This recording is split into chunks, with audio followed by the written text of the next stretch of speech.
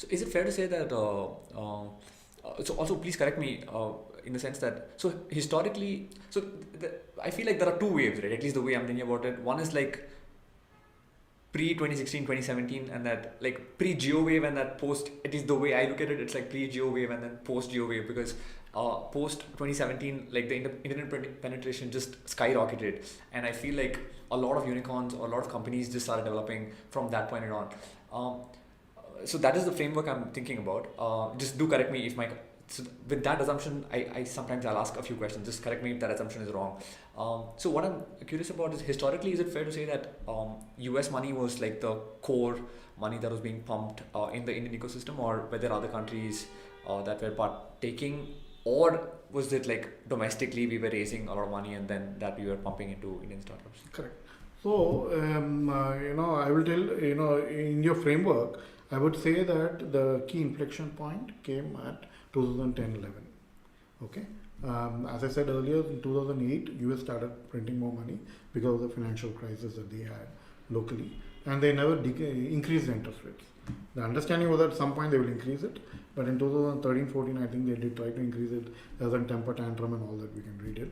I don't want to bore this stuff over here, but I would say the biggest inflection point came in 2010-11, right, when there was a cheap source of capital in the US, and you had funds, like Tiger, which invested. I think they did the biggest investment at that point in Flipkart, wherein they invested, I believe, 10 million or 10 million is what I think they invested at a 100 million valuation, right? That, in my opinion, changed the VC ecosystem, because till at that point in time, VC was like a cottage industry in India, right? You had some small funds, those Sequoia, Axel, all those major funds came to India and all that, but it was, they were just trying to evolve, they were trying to create the market. But in 2010-11, when Flipkart got that money from Tiger, and I think Lee Fixel, it was his career-making deal, that was, in my opinion, the first time wherein we saw the emergence of capital as a float. But $10 million is not a huge amount, right? Today, when we look back at it, we say $10 million is a tiny amount, but at that time, it was the biggest investment in a private company, and which did not have, example, today when we invest in startups, it's a known, secret that we don't really value the startups, right? We only price the startups, right? So, if, for example, if you come and ask me that I want funding and I decide to invest in you, so I'm not going to develop a big financial model and develop them, there's no rocket science in coming up with valuation. It's just that, okay, I will say that, okay, I'm going to give you X amount of dollars, and you, in return, you give me X percentage stake, right? So before 2010-11, it was, we always thought in that term.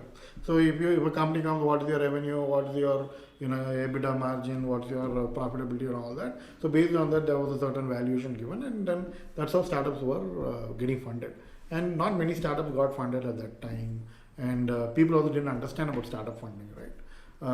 But after 2011 is when the psyche started changing. So $10 million was given at 100 million or something of that magnitude, the valuation was, and $100 million for valuation was, you can't justify the valuation for Flipkart at that point in time, right? And that was the emergence of the time when people understood how to do startup investing, because you can't price startups. You always give a valuation to startup, and startup grow into those valuations. Okay, so this kind of mindset, thought process, and all that started emerging after 2011. Just for my understanding, so whenever a startup is valued, let's say, I think Stripe is valued, let's say, at $65 billion or something. Listed, actually. Sorry? It is listed. It is on the stock exchange. Oh, really? Yeah. I thought Stripe was a private company. Anyways, I'm so sorry. What Stripe was? Sorry, I'm probably confusing. Yeah, I think Stripe. It is probably unlisted. I confused it with Snowflake. Sorry, yeah. So when you hear Stripe is, let's say, a company worth $65 billion, so the rationale is that someday it's going to be worth, the market capitalization of Stripe is going to be worth $65 billion. Is that fair to say? That works for at a certain stage, right?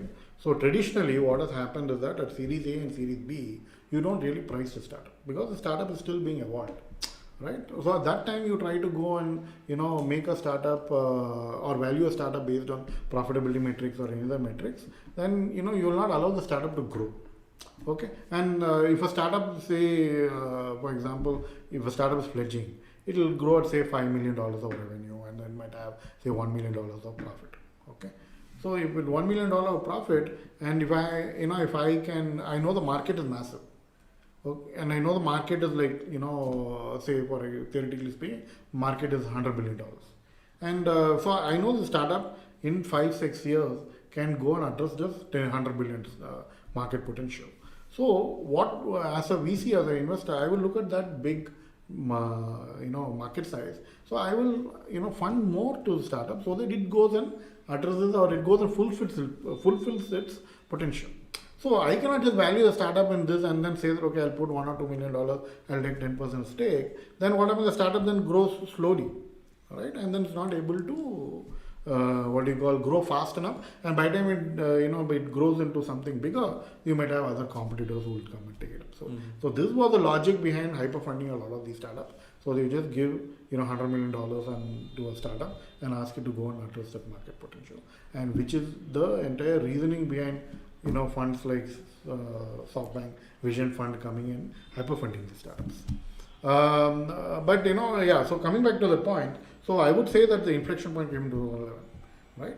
And then the second inflection point I would say came in 2016, right? And during 2011 to 2016, you had some of the successful startups at that time was Flipkart and Ola. These were the most successful startups, and those startups started growing fast. They were being valued at GMVs. They were being valued at they're not being valued at traditional finance metrics, right? But still, the thing is that the funds which were investing in Series B and Series C stage, they were still looking at some financial metrics. Okay. And in 2016-17 timeframe, what happened is that Chinese money started entering India. Okay. So till 2016-17, I would say it's purely US money. Purely, is it? Purely US money. And the Indian domestic capital was just starting to come. I still remember in 2014-15 when I was part of my initial fund, we had to go and educate people what is VC and what are the kind of returns you can expect in VC and what are the time frame that you have to look at it. So all these things, we had to educate the entire market, and none of the family offices or HNI individuals even had VC as an asset class in their portfolio. One small digression. So what is the difference between high net worth individuals? The way I'm thinking, very rich guys. Okay. Family office is what? Inherited money, is it? Or so it could be inherited money. It could be people who even made a obscene amounts of wealth, and they have to what they do is that, so for example, if you have $1 billion with you, right, and you don't want to give it to a wealth manager to manage.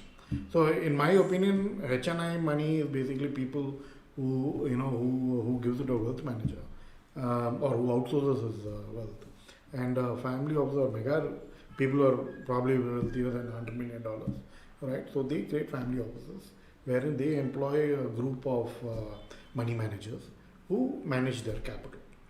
That's called family office. Okay. Right. So I think in India probably 100 million is too much, but anybody over 100 crores can easily set up their own family office. Again, I don't mean to be a jerk here, but I don't mean to be a snob here, but 100 crores is also, like, when you think about it in $1 million, not a lot of money, right? It's $10 million.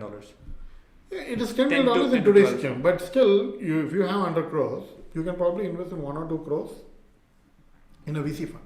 See, the minimum amount required to invest in a VC fund, as per stipulated by SEBI, is 1 crore. Okay. There's an angel fund concept where you can invest minimum 25 lakhs, but from a VC fund, the minimum ticket size for an investor to invest is 1 crore. Understood. Okay. And in my opinion, that just investing in one VC fund is not going to give you enough risk diversification. So you have to invest in at least 2 to 3. So unless you have at least 100 crores with you, I don't think VC is the right asset class for you because it's just too risky. You can't afford to lose money. So I would say the cutoff is 100 crores. One more digression, which is generally for a VC fund, how many LPs will be there? Yeah, it depends from VC to VC, fund to fund, and from where they're raising money, right? So Indian local homegrown funds which raises money from Indian source of capital. I think one big chunk they will get from SIDBI, right? So they may get like, but SIDBI has got a stipulation that only up to 35% of a fund size they will invest, right? So, or from any government sources, that's the maximum amount that you can raise. So the balance 65% has to be raised from other sources of capital. So most of these people they raise from other HNIs and all that. Most of these HNIs and all they'll invest like 1 to 5 crores, right? That is the typical ticket size. So initial days, like for example, Bloom was one of the initial initial funds to be set up, right? I think they set it up in 2011, 12, and during that time frame they had like I think 60, 70 LPs. Bloom is Indian based or is it Bloom an is offshoot? purely an Indian Based. Homegrown, is it? Homegrown fund, and started by Karthik and Sanjay Nath. Okay. So Sanjay and Karthik. Both are Nath, is it? Or no, both are Karthik Reddy and Sanjay Nath. okay. So they set up. They were also probably the initial homegrown VC funds in the country. So when they raised money, they raised it from a huge number of LPs. Understood. So they had at that time SIDBI and all was not set up, right? SIDBI was set up only in 2016. So when they raised money, they had like 60, 70 people. And when I was there, part of my initial fund in Xfinity Venture Partners, which also raised primarily from local Indian entrepreneurs. So this we raised in 2013-14 time frame. And so at that time also we had like I think 50, 60 for 120 crore fund. 50, 60. Around 50, 60 LPs, yeah. Okay. I cut you off when you were talking about Chinese money was being pouring in at about 16, 17. So 16, 17, what happened is there were a lot of these, homegrown Chinese tech funds, tech companies, right? So Tencent, Alibaba, and Xiaomi. All these guys were like, they grew to such massive extent that they were almost competing with the big tech of US. So today we see that the market cap of Alibaba, Tencent are literally collapsed, right? Whereas the US mega cap tech funds have all grown so much in size, but the Chinese ones have fallen. But in 2016-17 they really grew massively, and they had a massive cash pool with them, right? So Alibaba as well as Tencent. There is rumors that part of the money was given by the Chinese government, right? And they also had a very strategic intent when they wanted to invest. It was not purely financial, and they wanted to invest purely in the consumer space. Both US funds as well as the consumer or Chinese funds, very surprisingly, they just wanted to invest in Indian consumption sector or consumer sector, right? So they were not too keen investing in Indian tech, or I would say deep tech, or enterprise tech sector. I have to ask, because you mentioned Chinese government, was it mostly for, when you mentioned strategic, is it surveillance purposes or am I missing I don't know. So I can't, I don't want to blindly speculate. Yeah. But they were investing mostly in the consumption sector, right? And part of the money did come from Chinese government. So which is the reason why India banned it in 2019 or 2020. Oh, India banned Chinese money, is it? So India banned Chinese money. So Chinese investors can't invest in India. Oh, really? I did not know that. So either institution or you're a HNI. So they've not gone and told explicitly that you cannot invest.